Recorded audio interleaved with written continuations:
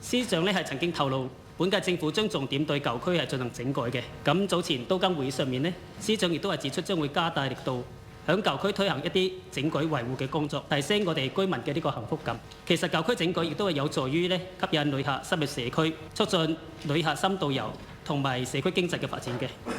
咁本人呢係希望咧政府透過舊區整改咧，喺改善居民居住環境、重造宜居社區嘅情況底下，亦都能夠提升對旅客嘅呢個吸引力，將宜居同埋宜遊結合起上嚟，促進社區經濟嘅發展。請問司長閣下，對於舊區整改嘅規劃，政府有咩嘅構思？係咪可以將宜居、宜遊、宜商三者結合起上嚟，平衡我哋居民啦、中小企以及係旅客深切嘅訴求，促進整體經濟嘅呢個發展同埋復甦嘅？李欣宇議員提到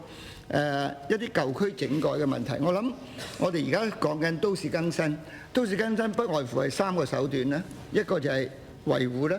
一個就係整改啦，一個就係拆除重建。我諗呢3個手段，我哋都會因應澳門唔同嘅區份呢，我哋會透過同政府部門嘅合作啦，同一啲私人發展商嘅合作啦，透過都更公司嘅推動呢，我哋會充分咁去用好呢3個方式，將澳門嘅舊區呢能夠一步一步重整美化起上嚟。